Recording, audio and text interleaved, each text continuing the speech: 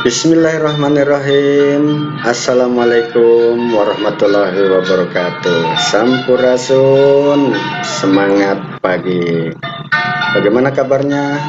Sehat? Mudah-mudahan semua dalam keadaan sehat walafiat. Baiklah saudara-saudara kalian, selamat berjumpa kembali dengan saya. Pada hari ini saya akan melanjutkan materi pembelajaran IPA kelas 9, yaitu akan membahas tentang sistem reproduksi. Namun pada kali ini topik kita batasi yaitu khusus tentang sistem reproduksi pada manusia. Namun sebelumnya tentunya teman-teman masih ingat bahwa di kelas 7 kita sudah membahas tentang ciri-ciri makhluk hidup. Nah, salah satu ciri makhluk hidup adalah dapat menghasilkan keturunan atau berkembang biak. Nah, di sini akan kita bahas lebih dalam. Makanya di sini kita bahas saja khusus membahas tentang sistem reproduksi manusia. Oke, kita lanjut dan kita mulai materi kita. Apa itu reproduksi? Jadi reproduksi adalah cara makhluk hidup untuk menghasilkan keturunan atau menghasilkan individu baru yang tentunya memiliki sifat yang sama dengan induknya. Untuk apa sih makhluk hidup tersebut atau manusia harus dapat menghasilkan keturunan? Tujuan utama dari reproduksi bukan hanya sekedar menghasilkan keturunan. Yang paling penting di sini adalah bahwa makhluk hidup tersebut agar keturunannya tidak punah. Jadi harus mampu mempertahankan spesiesnya sampai akhir hayat. Coba bayangkan, kalau kita tidak memiliki keturunan, mungkin kita akan mati waris. Tidak punya keturunan, tidak punya anak.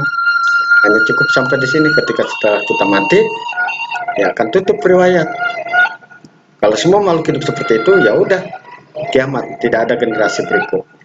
Jadi sekali lagi, bahwa reproduksi adalah kemampuan makhluk hidup untuk menghasilkan keturunan. Tujuan utamanya agar makhluk hidup tersebut dapat mempertahankan spesiesnya. Baik, di dalam reproduksi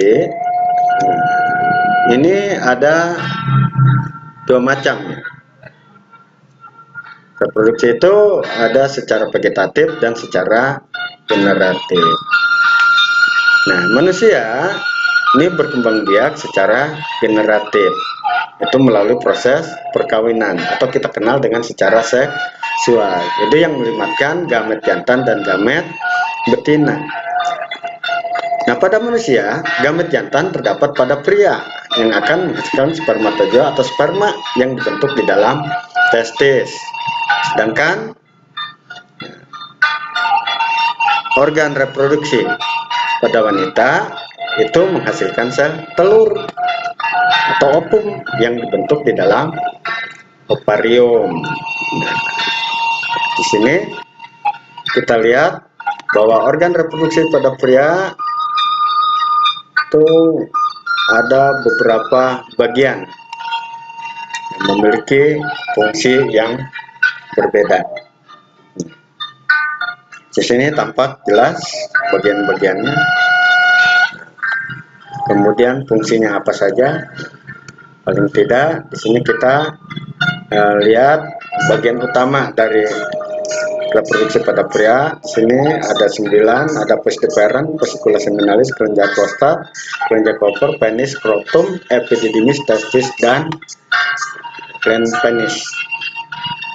Yuk kita bahas satu persatu. Yang pertama, testis. Testis ini merupakan salah satu organ reproduksi yang terdapat pada kelamin pria atau kita kenal dengan buah jakar. Nah, testis ini jumlahnya sepasang, ada 2, berfungsi tempat penghasil sperma dan menghasilkan hormon testosteron. Nah, sedangkan skrotum adalah kantung kulit yang melindungi testis dan berfungsi sebagai tempat tergantungnya testis. Nah, yang ketiga ini adalah vas deferens.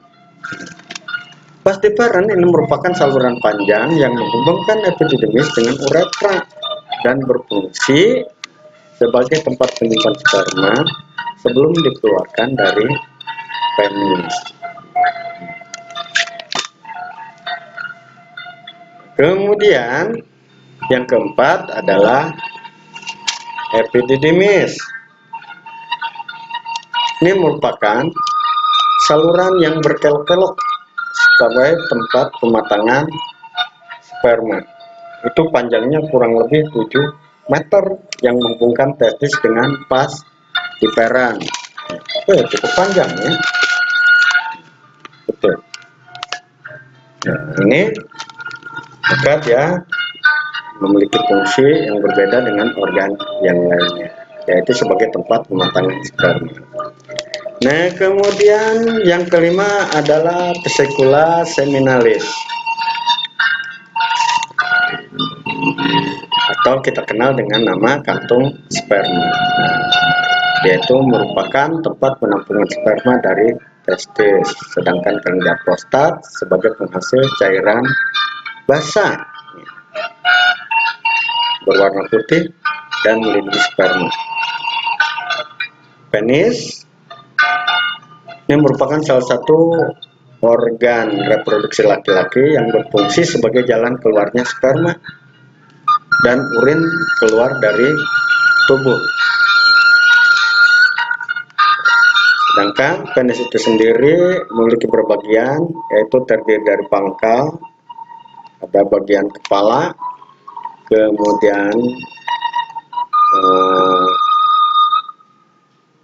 ada bagian lainnya, ada bagian kulit itu yang biasanya diambil pada saat melakukan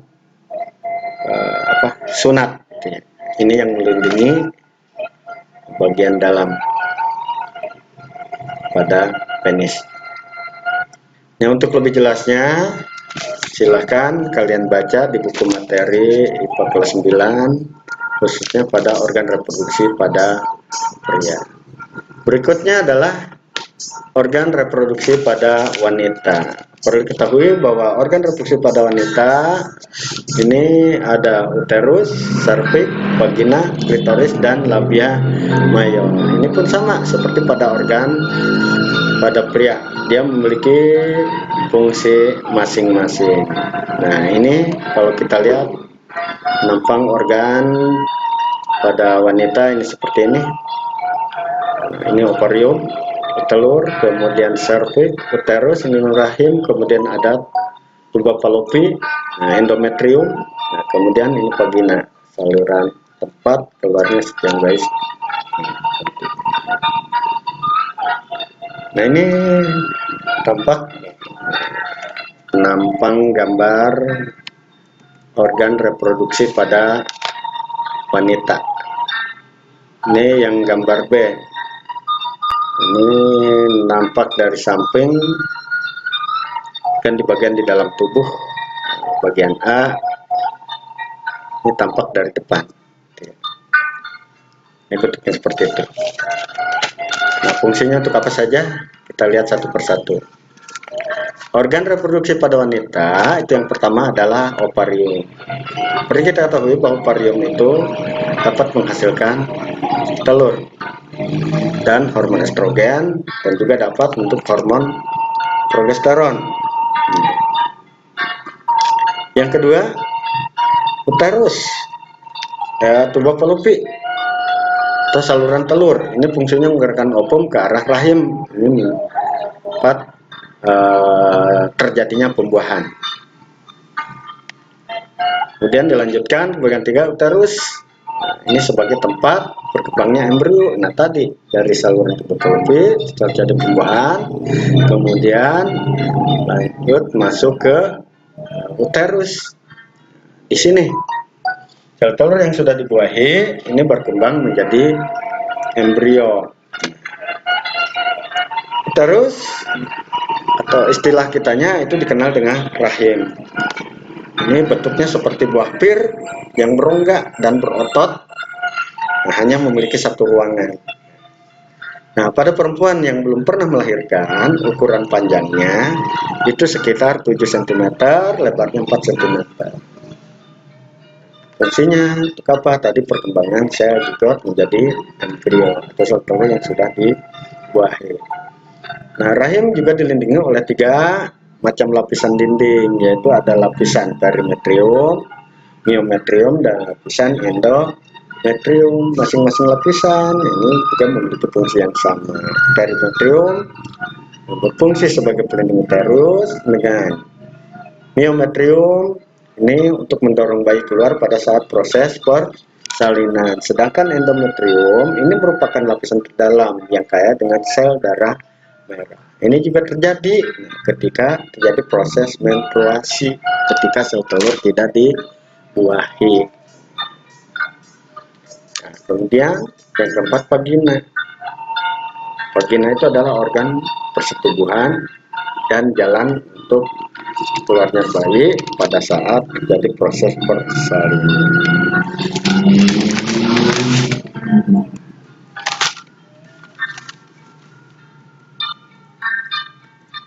Nah, selanjutnya kita akan lihat ini proses pembentukan sperma. Kita kenal dengan proses spermatogenesis. Spermatogenesis itu sendiri merupakan proses pembentukan sel spermatozoid yang terjadi ini di dalam testis, tepatnya di bagian tubulus seminiferus. Proses pembentukan sel sperma ini dilakukan melalui pembelahan secara meiosis. Nah, untuk lebih jelasnya nanti kalian silahkan lihat di materi khusus tentang pembelahan sel secara meiosis dan mitosis. Jadi tubulus seminiferus tadi ini merupakan struktur bentuk jala ini yang berujung buntu dan saluran atau sel sentriol yang berfungsi untuk menutrisi serta melindungi sel gamet. Nah, di sini nanti ini bagiannya seperti ini. Nah, spermatozoid tadi membentuk spermatosit sekunder. Ini. Jadi dari 1 jadi 2, 2 jadi 3, jadi 4. Ini seperti pohon faktor dari N menjadi 2N. Ini maka tahapan spermatogenesis ini terdiri dari tahapan melalui tahapan spermatocytogenesis, tahapan meiosis, dan tahapan spermiogenesis. Kita tahu bahwa pada tahapan meiosis ini ada beberapa tahapan. Jadi ada meiosis 1, kemudian ada juga meiosis 2. Silahkan kalian baca pada tahapan atau pembelahan sel secara meiosis untuk lebih jelas. Nah, pada tahapan spermatogenesis ini merupakan transformasi spermatid ini yang menjadi spermatozoa yang meliputi 4 fase. Fase apa saja? Fase Golgi, fase tutup, kemudian ada fase pematangan dan fase akrosom. Kemudian faktor apa saja yang mempengaruhi proses pembelahan spermatogeneum, pembelahan pada proses spermatogenesis. Maaf, saya ulang. Faktor yang mempengaruhi proses spermatogenesis itu ada beberapa faktor. Yang pertama adalah hormon pertumbuhan. Ini sangat pengaruh untuk meningkatkan pembelahan awal spermatogenium. Faktor yang kedua adalah hormon LH, lightening hormone. Ini juga sangat pengaruh proses pertumbuhan kelamin sekunder pada laki-laki. Sedangkan hormon FSH ini akan merangsang steroid yang menghasilkan androgen bindang protein yang akan memacu spermatogenium untuk melakukan pembelahan. Yang keempat juga dipengaruhi oleh suhu. Ini sangat sensitif ya pada proses spermatogenesis ini terhadap suhu, sehingga membutuhkan suhu yang relatif hangat. Apalagi yang kelima, faktor yang kelima, ini penyakit sangat mengaruh terhadap laju pembentukan sel sperma. Nah, makanya kurangnya makanan yang bergizi dan konsumsi obat tertentu dapat mempengaruhi proses spermatogenesis. Nah, itu kalau pada laki-laki. Nah, ini proses pembelahan selnya secara meiosis tadi.